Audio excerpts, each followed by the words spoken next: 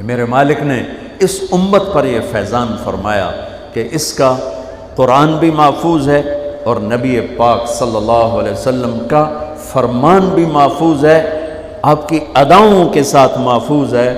میں ایک آپ کو مثال دیتا ہوں، اگر ہمارے نبی پاک صلی اللہ تعالی علیہ وسلم کے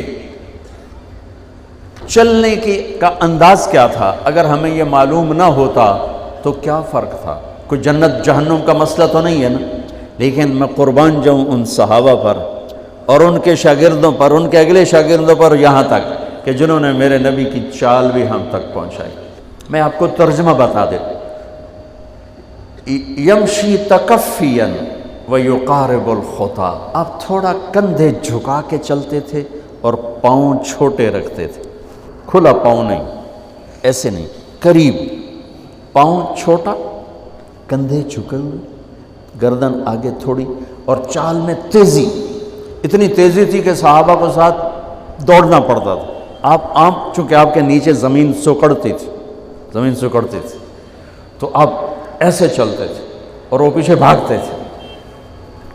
آپ کے دیکھنے کا ہمیں انداز معلوم نہ ہو تو کیا فرق ہے، لیکن میں قربان جاؤں جو کہہ رہے ہیں جل نظرہ الملاحظ، اب یوں دیکھتے تھے، یوں ایسے نہیں دیکھتے تھے حیا کی وجہ سے، بلکہ یوں دیکھتے۔ کبھی کبھی ایسے ہوتا تو پھر ایسی تجلیات اور آنکھوں سے نور نکلتا کہ سارے صحابہ یوں ہو جاتے۔ صرف دو آدمی آپ کو دیکھ سکتے تھے، صرف دو، ایک ابو بکر اور ایک عمر، بس۔ یضحکان الیہ ویضحک الیہما، دونوں آپ کو دیکھ کے مسکراتے اور آپ ان کو دیکھ کے مسکراتے، باقی کوئی آپ کو آنکھوں میں آنکھیں ڈال کے دیکھ نہیں سکتا تھا، جنہیں آپ کی نظر شرم و حیا ایسے تھی۔ کوئی آپ کو ادھر سے بلاتا، مفتی حامد صاحب مجھے کہیں مولوی صاحب تو میں اتنا ہی کروں گا، اس تو میرے کول بھی نہیں ہمت، مولانا ارشاد صاحب کہیں جناب مولانا صاحب، اتنی میری طاقت ہے۔ لیکن جب میرے نبی کو دائیں سے کوئی بلاتا تھا یا رسول اللہ، تو اب یوں نہیں کرتے، اب یوں کرتے تھے، پورا مڑتے تھے اس کی طرف، پورا سینہ سے سینہ ملاتے تھے۔ ادھر سے کسی نے کہا یا رسول اللہ، تو اب یوں نہیں کرتے، اب یوں کرتے تھے پورا۔ میں قربان جاؤں، اس موبائل نے کتنی بد اخلاقی پھیلائی ہے کہ ایک آدمی بات کر رہا، وہ موبائل دیکھ رہا۔ اور خاص طور پر والدین سے کہہ رہا ہوں، اب چھوٹا بچہ آئے اور اسے تم نے توجہ نہ دی، یہ گھروں میں 99.9% بلکہ 100% ہو رہا ہے، فون پہ لگے ہوئے، چھوٹا معصوم بچہ ماں سے بات کر، وہ فون پہ لگی ہوئی، ہاں ہاں بول کیا نا، سن دی پئیاں بھوک نہیں۔ آپ نے ذبح کر دیا۔ عربی کا لفظ ہے توجہ فرمائیں، یہ لفظ عربی کا توجہ فرمائیں کا مطلب ہے، یہ توجہ کی تا ہٹاؤ تو نیچے سے وجہ نکلتا ہے، وجہ چہرے کو کہتے ہیں۔ توجہ فرمائیں کا مطلب ہے بوتھا شریف میرے حال کر، میری طرف چہرہ کر کے بات کر۔ میرے نبی جب کسی سے بات کرتے تھے، سینہ بھی اس کو دیتے تھے، چہرہ بھی اس کو دیتے تھے۔ جب آپ غمگین ہوتے تھے کیا کرتے تھے؟ اب داڑھی پکڑ کے یوں بیٹھ جاتے تھے، یہاں ٹیک، اس کو نیچے اور یوں پکڑو، تھوڑی دیر کے بعد سر پہ ہاتھ پھیرتے اور پھر یوں فرماتے۔ یہ میرے نبی کے غم کی نشانی تھی کہ آپ کسی دکھ میں ہیں، کسی غم میں ہیں۔ سبحان اللہ۔ جب آپ کسی کو بلاتے تھے تو ایسے نہیں کرتے تھے، ایسے کرتے تھے، پورے ہاتھ کے اشارے سے، ایسے انگلی اٹھانا عیب ہے، یوں کرتے تھے ایسے۔ جب آپ محفل میں بیٹھتے تھے تو چوکڑی مار کے بیٹھتے تھے، اتحیات صرف نماز میں آپ کی ہے، باقی آپ چوکڑی مار کے بیٹھتے تھے، اور پوری محفل میں ٹانگ نہیں پھیلاتے تھے، چاہے کتنی لمبی مجلس ہو جائے ٹانگ نہیں پھیلاتے تھے کبھی بھی۔ عزت دیتے تھے، سامعین جالسین کو احترام دیتے تھے، عزت دیتے تھے، اور دوران گفتگو آپ یوں کرتے رہتے تھے، یوں۔ یہ آپ کی بے ساختہ حرکت تھی، یہ ہتھیلی، یہ انگوٹھا، یہ ہر آدمی میں نا کوئی اس کی جسم کی غیر ارادی حرکت ہوتی. جیسے میں اپنے انگوٹھے کو یوں کرتا رہتا ہوں، یہ میری بچپن کی عادت ہے، مجھے پتہ بھی نہیں ہوتا میں انگوٹھا ایسے کر رہا ہوتا ہوں. تو میرے نبی کی بغیر ارادے کے ہاتھوں کی حرکت تھی. آپ دوران گفتگو یوں فرمایا کرتے، یا آپ کو اوپر کر کے دکھا رہا ہوں، ورنہ آپ یہاں ہاتھ ہوتے تھے اور آپ یوں فرماتے رہے. واہ کیا صحابہ تھے جو ہر شے ہم تک پہنچا. سبحان اللہ. جب آپ غصے میں ہوتے تھے تو ہماری طرح کوئی وہ اظہار تو ہوتا نہیں تھا، پھٹ پڑے وہ بھی نہیں ہے، ڈانٹ ڈپٹ وہ بھی نہیں ہے. اس کو برداشت کیا ہے، اس کا رد عمل آیا ہے چہرے پر. کیا یہاں ایک رگ تھی جو غصے میں ابھر آتی تھی، وہ ایسے ایسے ایسے ایسے ایسے کرتے. بینہما عرق یدرہ الغضب، ٹک ٹک ٹک ٹک. تو اس سے اندازہ ہوتا تھا غصے میں کسی پر اظہار ناراضگی ہے تو ہم تو لان تان کرتے ہیں.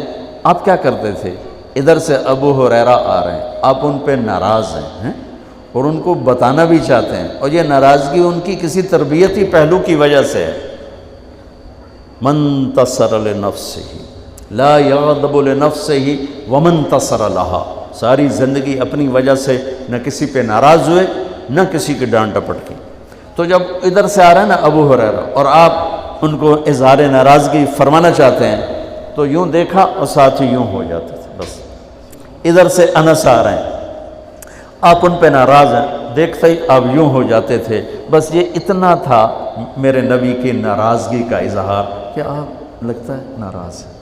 ناراض. جب آپ خوش ہوتے تھے تو یہ جگہ گلابی ہو جاتی. پہلی بہت خوبصورت رنگ تھا گلابی، لیکن یہ اور زیادہ چمکنے لگتے، اس میں سے نور نکلنے لگتا تھا.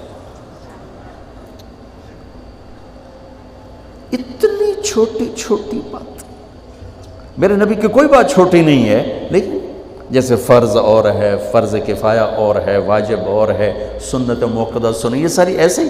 میرے نبی کا ہر عمل عظیم الشان ہے کہ ہر عمل جنت میں لے جانے کا اور اللہ کی رضا کا ذریعہ ہے. تو چھوٹا تو کوئی نہیں. آپس میں تقابل کے، یعنی یہ میں وہ چیزیں آپ کو بتا رہا ہوں جن کا جنت اور جہنم سے تعلق نہیں، عشق سے تعلق، محبت سے تعلق. ہماری جماعت گئی حافظ آباد، وہاں میں وکلاء میں بیان کر رہا تھا. علاقے کے ایک بہت بڑے ذمہ دار آئے ہوئے تھے. کسی کام تو انہوں نے دیکھا تو ساری عدالتیں خالی. تو ان کا کیا ہوا کہ یہ تبلیغ والوں کا عالم آیا ہوا ہے، اس میں سارے چلے گئے.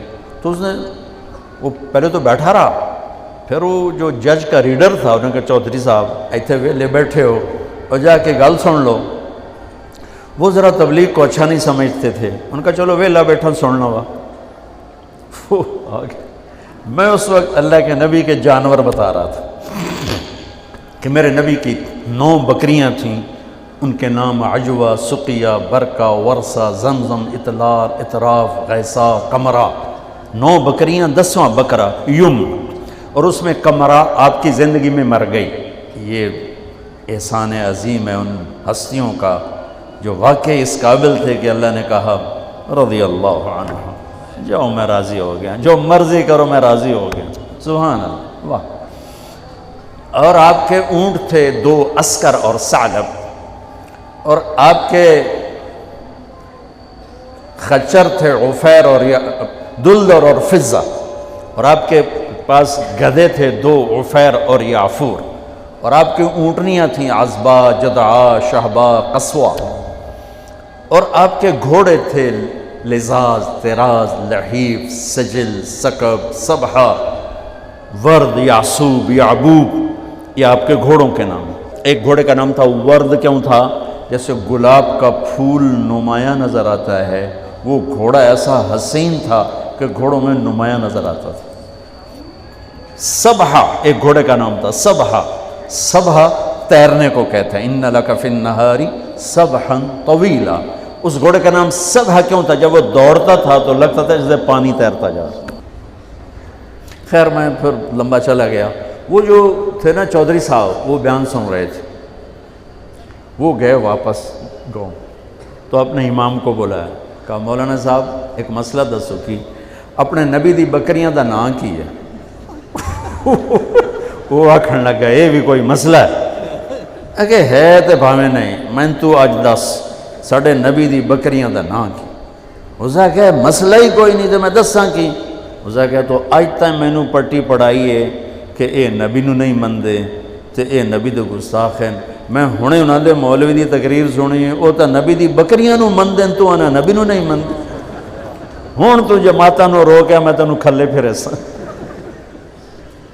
پھر وہ ہماری جماعت پوری کو لے گیا اپنے گاؤں نے 15-20 ہزار آدمی اکٹھا کیا، میرا بیان کروایا ہوا، کھانا ہوا۔